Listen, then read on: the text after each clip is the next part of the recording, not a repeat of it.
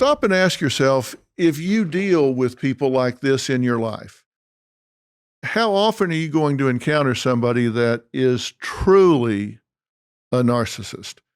There are people that think they're special and they may kind of be show-offs or whatever. A lot of people are that way sometimes. When I'm talking about a narcissistic personality disorder, I'm talking about a consistent pattern of behavior that you'll see over and over again. Not occasionally, not they just have a day where they just kind of think they're all hot stuff. I'm talking about a pattern of behavior across time. Now, these people tend to gaslight you if you try to call them on their behavior. In fact, I always tell people that ask me about it, they say, look, I've put up with all this that I'm going to put up with. So, Doc, I'm just going to call them out. I'm just going to confront them and get in their face and let them know you're not special, you're not unique, you're taking advantage of me, and I'm not putting up with it anymore.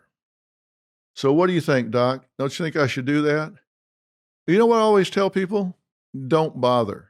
First off, they already know what they're doing. You're not going to tell them anything. So if you're doing that, you're doing it for you, not for them, because they're not going to change based on what you say to them.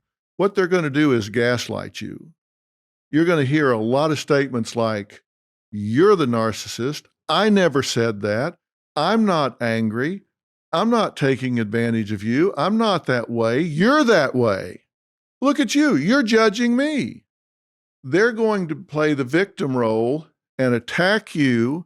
And before it's over, they're going to be in a victim role and telling you that you're the one with the problem. And trust me, they have more staying power than you do. They will never give it up. These folks don't respond to therapy very well at all. About a third of them that get into therapy, they'll get up and walk out in a rage as soon as you start to take their inventory.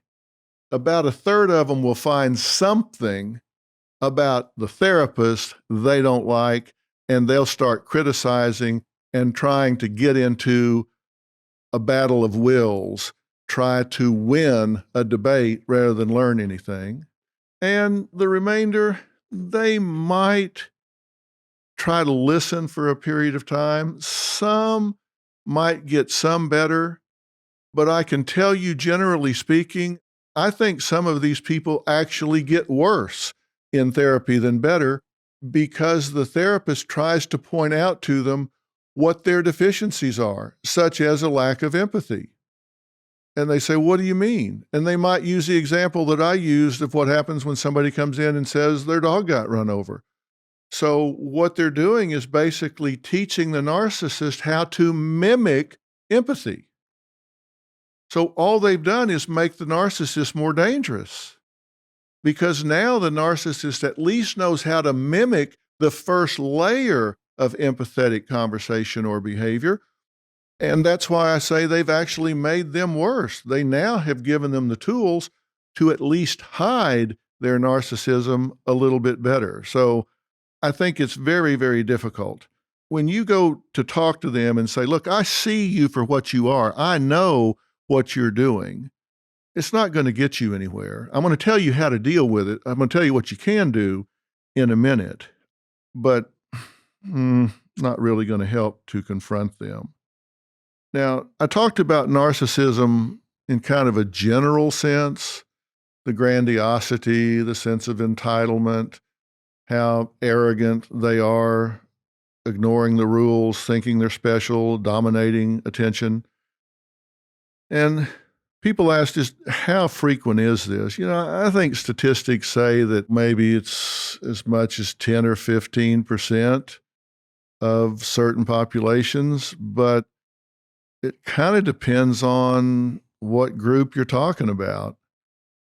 I've heard some people say if you get into certain populations like Hollywood, television, movie stars, whatever, that, you know, maybe it's 50%, not 15%, that if somebody's got a big enough ego that they have their own TV show or they're a movie star, that it's about half. Watch it. I know what you're thinking. But I think if you're in certain populations, it's probably more frequent than it is in others.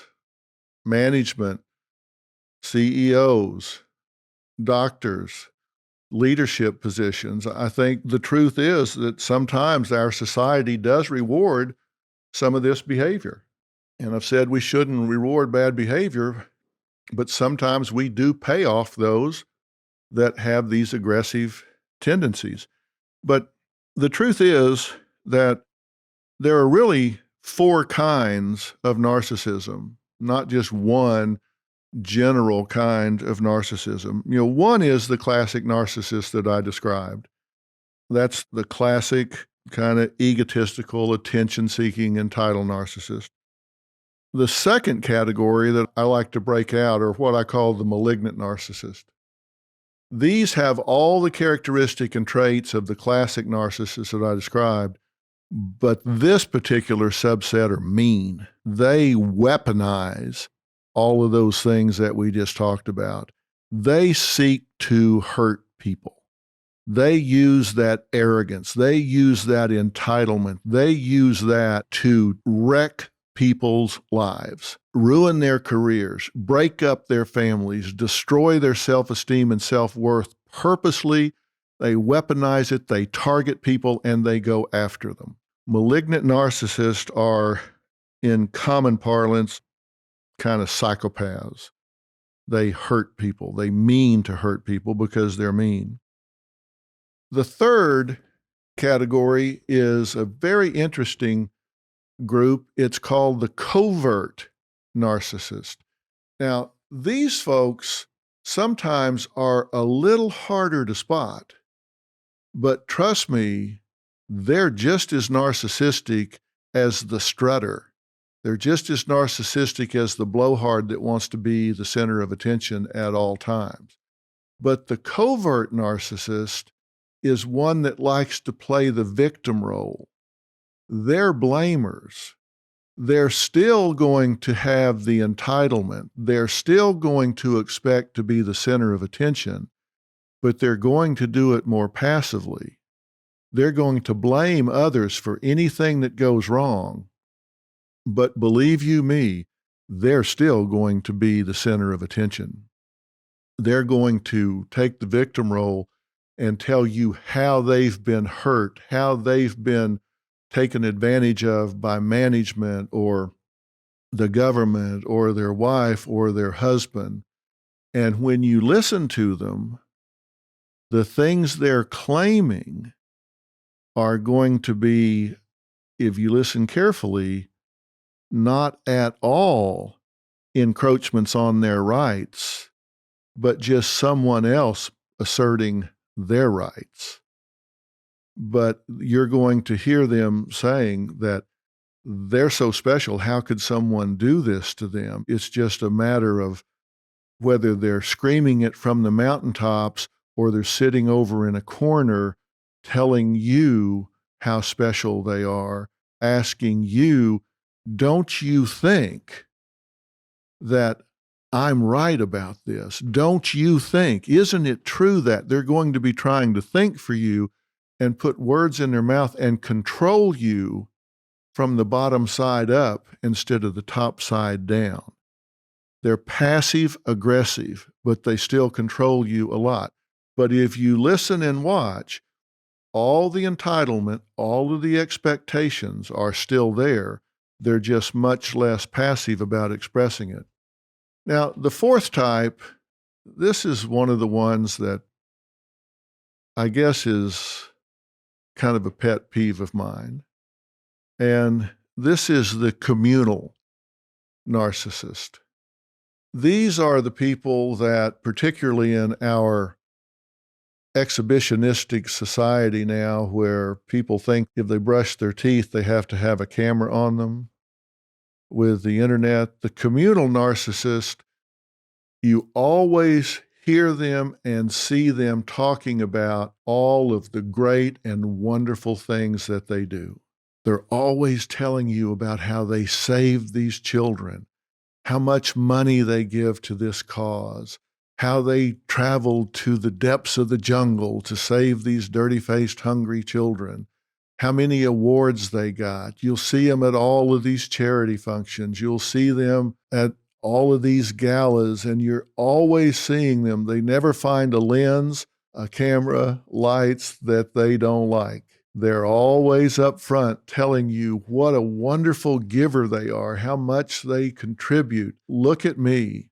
What a philanthropist I am. What a giver I am. And you can't give them enough attention. I mean, some of these organizations, they'll give them a little money and it's like, oh my God, they're forever in their debt. There's no way you can ever please them, no way you can ever thank them enough, no way you can ever do enough. And let me tell you, it won't be long before they become offended. You can't name enough buildings after them. You can't put enough publicity out there. You can't put them at enough head tables. It's just a matter of time till you're going to offend them and they move on to the next organization. But you know these people, you see them, they're always standing there with a trophy or an award and saying, look at me. At least they do some good. I guess they do give some money or whatever.